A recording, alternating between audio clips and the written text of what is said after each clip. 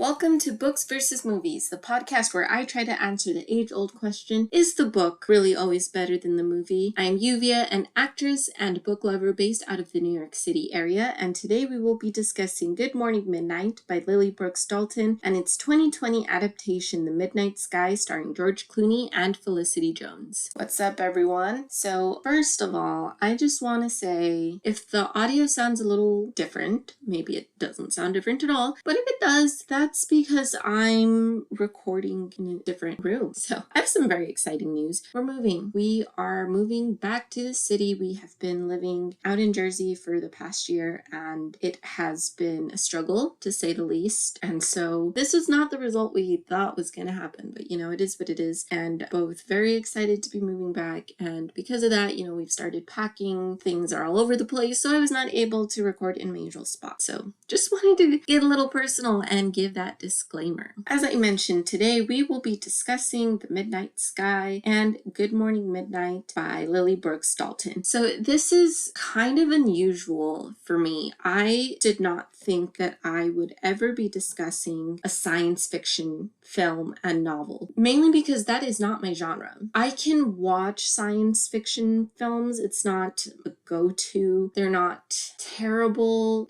but it's just not a genre that I'm interested. It's not a genre that I always understand. A lot more often than not, I'm left kind of confused by some of the films, or I just find them to be really boring. In terms of science fiction books, in terms of literature, I can watch science fiction and like films and TV shows and maybe be a little bit bored by them, but overall I can understand them. And some of them I do think are really, really cool. But in terms of literature, science fiction books, just science fiction literature in general, I really, truly struggle. I find them to be so boring. I can count on one hand the amount of science fiction books that I have read that I have legitimately understood, first of all, and second of all, really enjoyed. And yeah, so when I created this podcast, I just did not think that science fiction was ever going to be on the roster. So the fact that this is on here, it's kind of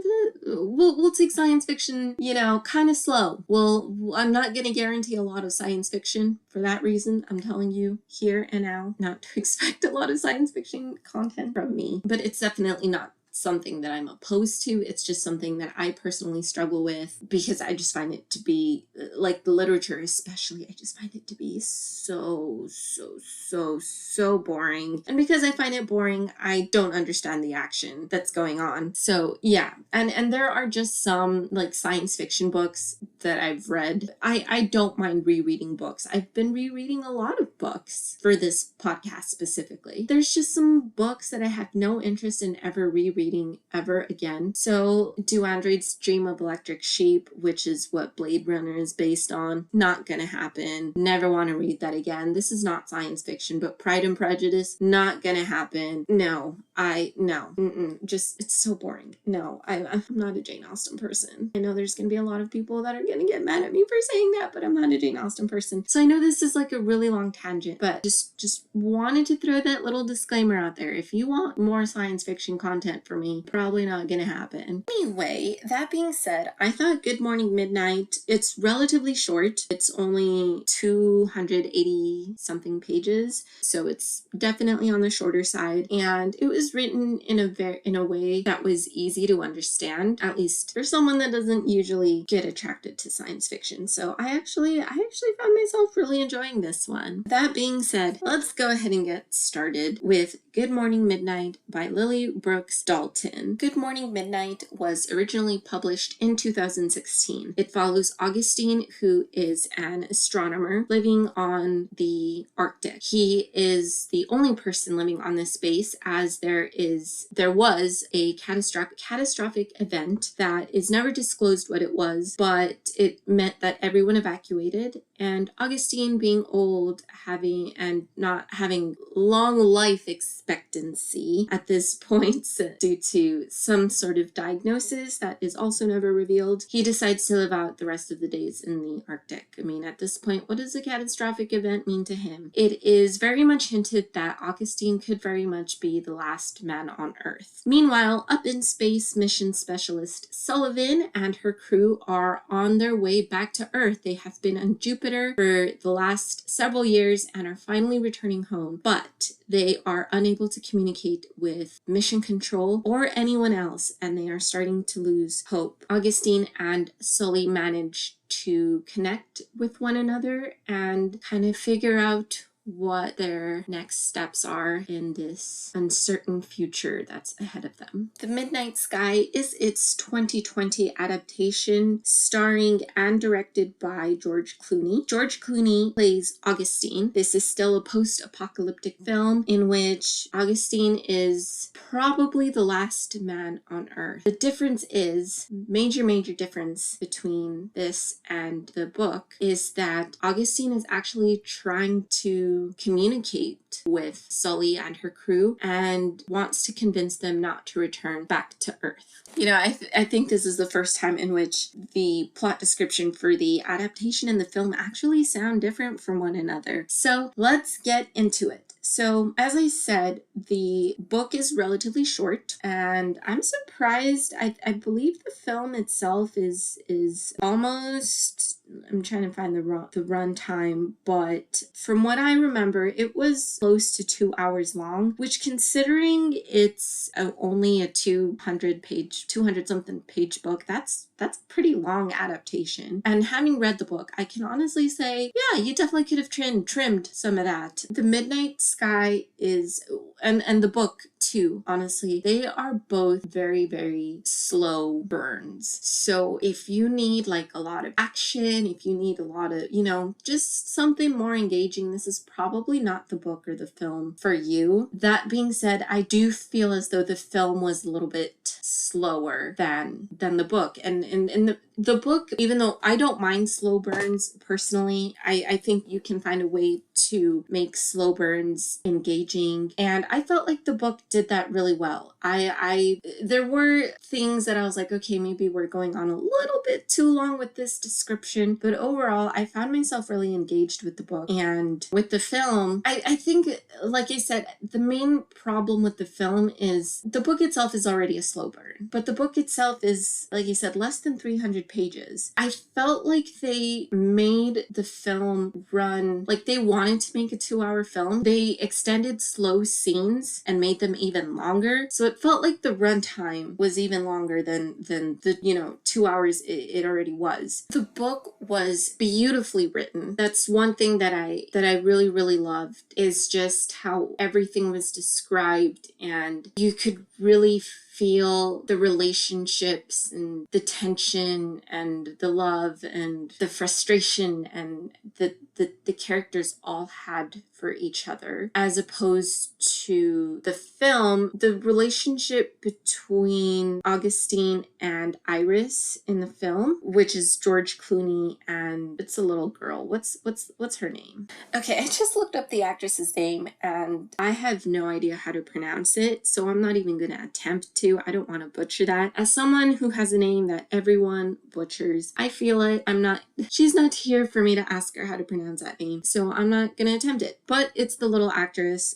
Iris is about 10 or 11, maybe a little bit younger. So between George Clooney's character and the little girl, I thought that was great. And I also felt like the relationship between the young Augustine, played by Ethan Peck, and his love interest, Sophie Rundle, who plays Jean, I thought that was also good. So the majority of the film does focus on Augustine, whether it be old Augustine or young Augustine, more than it focuses the people up in outer space, which I thought was a major detriment to the film itself. In the book, we have 6 crew members, and in the film, there are only 5. And the crew members in the book, it's just been them for several years. Once they reach Jupiter, they're really, they kind of lost the ability to communicate, at least verbally, with Mission Control, because they're so far away. And so it's just been them. They're pretty, tight-knit, and they all respect each other, but they're also kind of sick of each other. And so when they discover that Mission Control is not responding to them, and that really no one is responding to them, once they're within range of being able to communicate with planet Earth, they try sending out their signal to other places, and it's just not happening. So not only are they sick of each other, but there's also this tension of like, what is going on? Our families are down on Earth. We have no way to communicate with them. What is going to happen? And so there's a lot of tension in that sense. In the film, I don't remember there being that relationship amongst the crew. I'm not saying it just wasn't, I'm not saying it didn't exist. It just wasn't as memorable. The main focus of the film was definitely the relationships that Augustine had, and the relationship Sully has with Adewole, played by David Oyelowo. So in the book, Sully has a husband that, she and her husband are estranged, and she has a daughter back on Earth, but she has started to develop a relationship with one of her fellow crew members. They're not in a relationship the way they are in the film, but there's obviously like sexual tension there, and spoiler alert, at the end of the book, like, he does reveal his feelings for her. So there's that. But in the film, we don't really get that. There isn't, like, there's passing comments, but it isn't so much like, I didn't feel the camaraderie in the film the way I felt it in the books. One major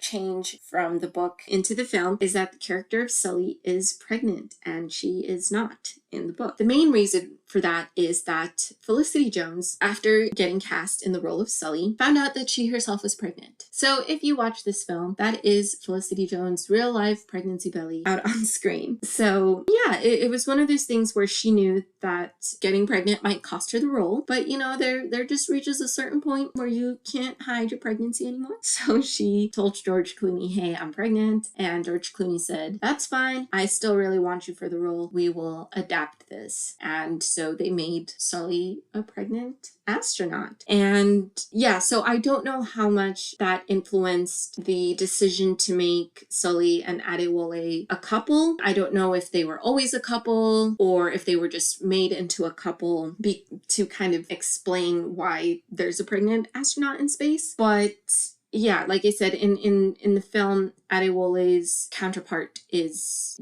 he and Sully are not together. They do like each other. There is sexual tension there, but yeah, there's nothing going on between them until the end when he reveals his feelings for her. And it's so interesting because it's one of those things where when we're talking about the book, I remember like the moments between the crew members stood out to me a lot more than what was going on between Augustine and Iris back on Earth. And in the film, it was the opposite. Like I said, I really didn't care for the astronauts. It's just like, yeah, I don't know. And in the book, the only reason I didn't care was just, or I didn't care as much. I still cared. I cared more for Augustine and Iris in the book than I did the crew members in the film. I think it just wasn't as interesting.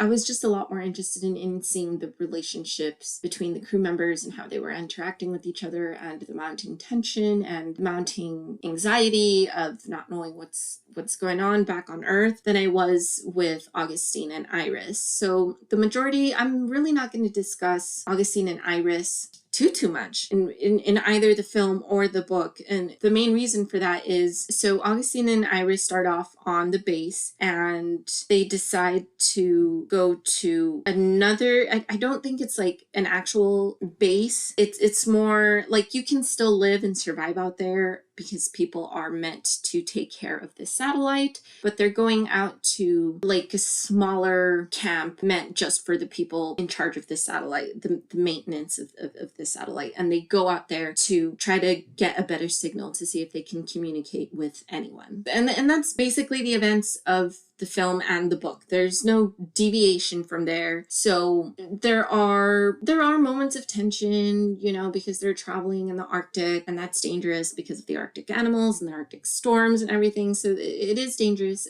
but overall just not as interesting as what's going on with the crew members up in space. The majority of the differences I'm going to be talking about are going to be related to the crew, because that's where most of the differences lie. The moments between Augustine and Iris, like I said, are pretty faithful. And even the relationship between young Augustine and Jean are pretty faithful. There's maybe just like one difference there that I'll get into, but just so you know, I guess I can just get that out of the way. What am I talking about? Let's go ahead and get that out of the way. So young Augustine and Jean in the film are around the same age. The book, Jean and young Augustine are not. There's actually quite a big age gap between them. Jean is in her early 20s and Augustine is in his late 30s when they meet and get together. They're together, and the reason they end up breaking up is because young Augustine doesn't want to be a father. He has no desire to be a father. His life revolves around his career, and he wants to dedicate all his time and his focus and energy on his career. So in the film, the last time he sees Jean, you know, she says, you can go out and say hi to her, and he says no. And so she drives away, and that's the last time they ever see each other. That's the last chance he ever has to meet his daughter. In the book, he never meets her. You know, he sends presents to her on her birthday for the first few years of her life, and then he just completely stops. He does send her presents on her birthday, but it's always anonymous. Jean kind of suspects and knows who it's from, and tells her daughter that you know, the presents are from her dad. So he always has this, you know, correspondence with her, but they never have like a deeper relationship beyond that. And like you said, the presents do stop at some point. So back to the crew. So as I said, in the book we have 6 crew members. In the film we have 5. We have Devi and her counterpart Maya. And I will say, except for Sully, none of the crew members have the same names as they do in the book. They're completely new characters for all intents and purposes. So Maya is the film version of this character, and Devi is the book version of this character. So Maya, spoiler alert coming up, Maya and Devi do die while they are up in space. In the film, Maya and Sully they go through like this space garbage area where a piece of space garbage knocks down their satellite. And obviously they're trying to communicate with Earth, so they need to fix the satellite. Maya and Sully go out to attempt to fix a satellite, and right as they fix it, there is another trash shower, and Maya is hit and impaled by one of the items, and she ends up bleeding to death, and that is how she dies. Devi and Sully go out to fix the satellite, and in this case it's not space trash, it just stops working, so they need to go out and fix that. And what happens is that Devi has kind of already been depressed. She has completely lost hope in the fact that they are not receiving any kind of correspondence from Earth. So she is depressed. The fact that she gets up and goes out to help Sully kind of gives the crew a little bit of hope that she found the motivation to get up and do that. While they are fixing, they're fixing the thing, and then they receive a report that Sully receives report that there's something wrong with Devi's spacesuit. And that's when Devi reveals that she didn't realize that her oxygen was running low, and it's too late to get some more. And so she ends up dying from a lack of oxygen. And in the film, they're able to bring Maya back into the spaceship. And when they take off her helmet, all this blood just starts flowing out of her spacesuit, because she's bleeding out, and it just ends up all over the inside of the launch pad. It's not a launch pad. I don't know the technical term for it, but when they go in and out and they kind of have to, they go, whatever. I'm just going to call it the launch pad. So she ends up dying in there. So they are able to keep her body on the spaceship to hopefully take it back to Earth. In the book, Sully, after realizing, after Debbie has passed, again, by the time they realized that she was running low on oxygen, there was no way they could get back inside the ship on time to give her oxygen. It was already at critically low levels. So Sully cuts off the rope that holds them to the spaceship, and Debbie floats away to be in space forever. And Sully believes that that is what Debbie would have wanted. We have two very different deaths. Don't know which one's worse, honestly. One of my biggest fears is like dying by dying by drowning or suffocation. Like those just sound awful to me. But then like bleeding out, that also sounds, but then I don't know. I feel like you reach a point where you're bleeding out, but your adrenaline kicks in and you don't realize, you realize you're bleeding out, but like your adrenaline kicks in and you're just like, oh my gosh, what am I gonna do? And then you just die. I don't know. Is that painful? I feel like bleeding out might not be as painful. Sorry. Two very different deaths. Let's get back to that. So it's kind of one of those things. I kind of preferred Maya's death in the film just because it made a little bit more sense to me than, Debbie not realizing that her oxygen is running low. I don't know. I feel like that might be something you would notice. But then I'm starting to, but it's possible that she did notice and, she just decided not to do anything about it. Maybe she did. She did want to leave her life behind. So I don't know. That's just something that occurred to me. But anyway, yes, two very different deaths. And it is some time after in the book and the film that they fixed the satellite that Augustine and Ether, that's the name of the spaceship, happen to communicate with each other. In the book, it's definitely by coincidence that they end up communicating with each other. In the film, I will explain a little bit further down there because that is down the line. Because there is a difference there, and it's a major spoiler alert. So, let's keep it moving without the spoilers. I mean, I already gave the Debbie Maya spoiler, but let's keep it going for a little longer without the other spoilers. So yes, they get in touch. Augustine and Sully get in touch with each other. They start, in the book, Sully starts asking questions like, "Do we know what happened?" Well, in the film too, they,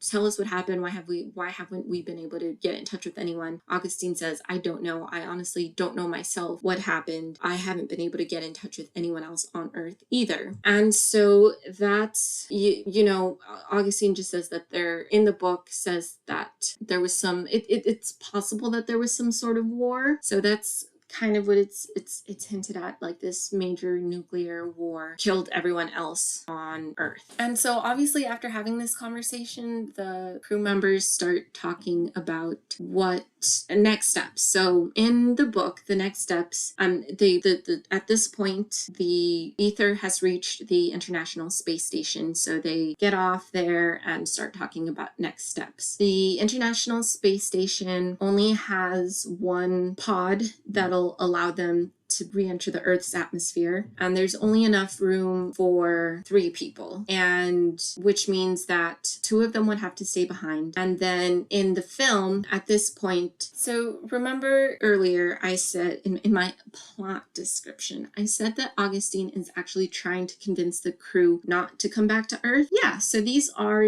the suggestions that Augustine has. He says, so in the film, they are actually exploring one of Jupiter's moons, which is habitable. Like, humans are able to live on this moon. There is vegetation, there's water, so they can live on this moon. Augustine basically says, I'm pretty sure I'm the last man on Earth, and I don't think the rest of the Earth is habitable, so might as well, you're already up in space. You can use Earth's, instead of slowing down the way you would so you could land on Earth, you can speed up and make your way around Earth, and with Earth's gravity will give you enough force is to send you far enough into space where you can eventually make your way back to Jupiter's moon with like the remaining fuel and food and whatever else you have left on the spaceship. So the next steps for the crew is, do they want to go back to Jupiter's moon and live there, or do they want to go back to Earth? And it is at this point that Mitchell and Sanchez decide that F it, they're going to go back to Earth. And at this point, they've also gotten a glimpse of what planet Earth looks like, and it just looks, you can't see land at all. It's just like thick green smoke surrounding the entirety of the planet.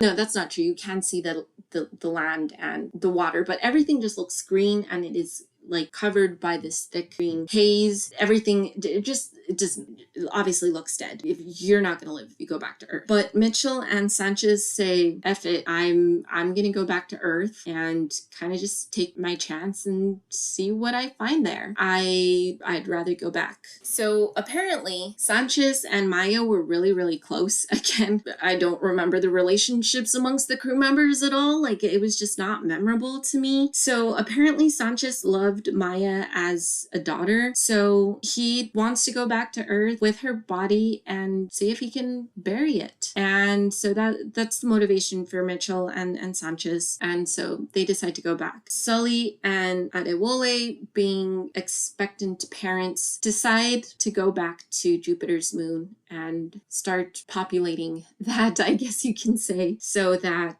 you know, they want to give their child a better future. And that's one of those things that I'm not sure if that was also affected by Felicity Jones' pregnancy. I don't know if originally the ending was going to be closer to the one in the book, or they were always meant to go back to the moon and just, you know, start repopulating the moon just without a child already on the way. So just one of those things. I'm really curious about how much the pregnancy affected the story, like the little storylines like that. Anyway, just something I was curious about. So yeah, in the book, as I said, the remaining crew members are on the International Space Station, and they have to decide. Oh, in the book, they all decide, you know, why not go back to Earth? We have no reason.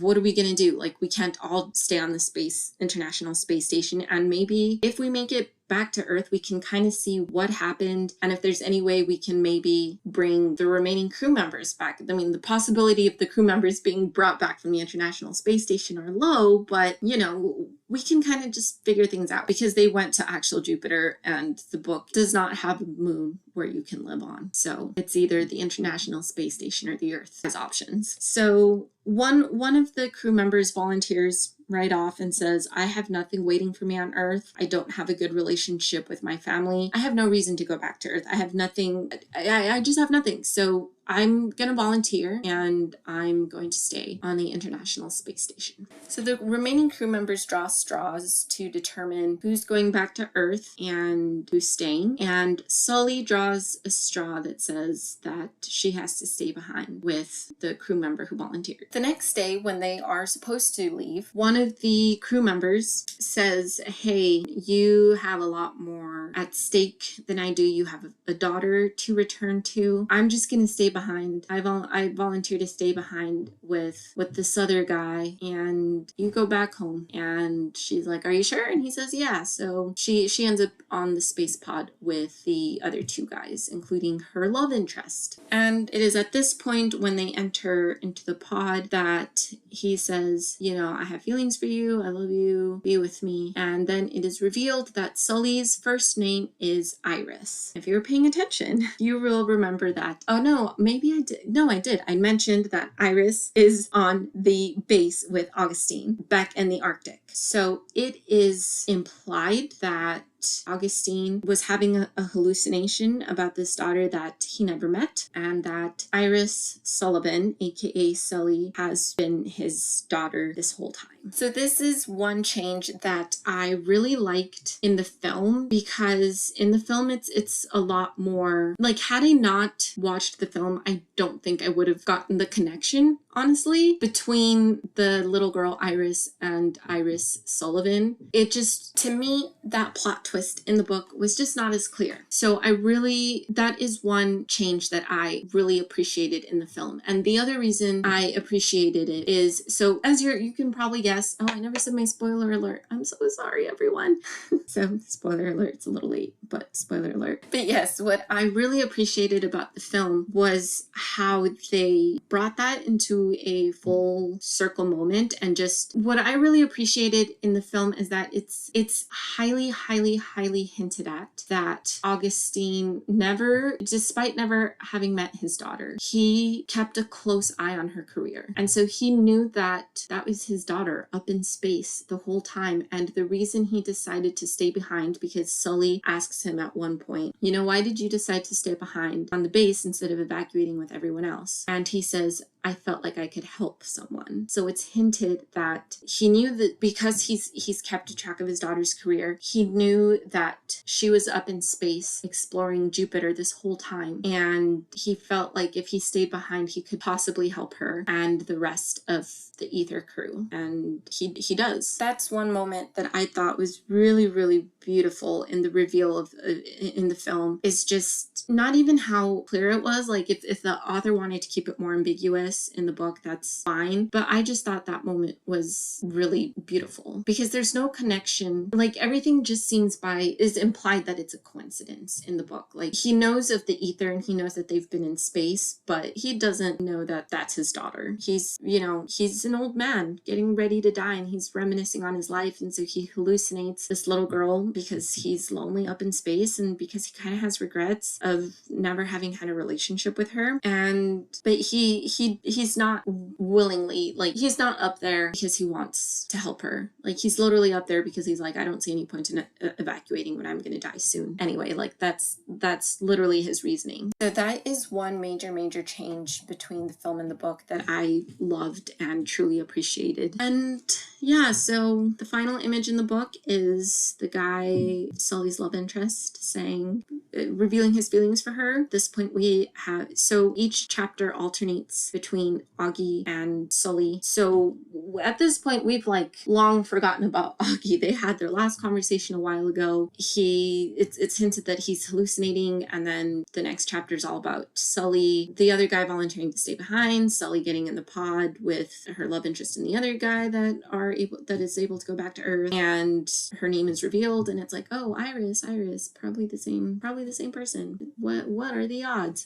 and in the film, the final image is him looking back. And in case you didn't understand that was his daughter, we get a flash. We go back to the flashback of him denying to meet his daughter, and we get a glimpse of little Iris in the car. And it's the same little girl that's been in the Arctic with him this whole time. And then Augie and Sully say goodbye to each other, which I also thought was nice, because in the book they kind of lose contact with each other. And then, yeah, they say goodbye to each other, and Sully and her partner are off to return to Jupiter. And that was Good Morning Midnight versus The Midnight Sky. So as you can probably tell between the way I was just talking about them, I think it's pretty obvious that I preferred one over the other but I'll still do my usual rating system. So I rated The Midnight Sky 3 stars, and I rated the book Good Morning Midnight 4 stars. Didn't feel the need to do a drum roll that time because, like I said, I think it was fairly obvious I preferred the book. The only thing I preferred in terms of the film was the ending. I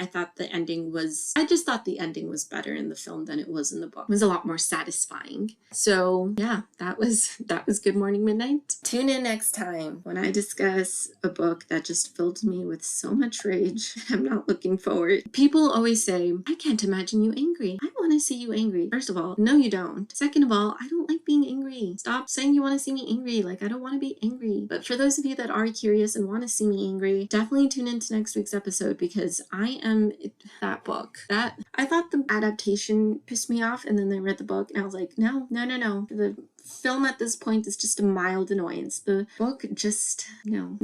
So we'll be talking about After We Collided by Anna Todd and the adaptation. Alright, I'm mentally preparing myself for that already. See you next time.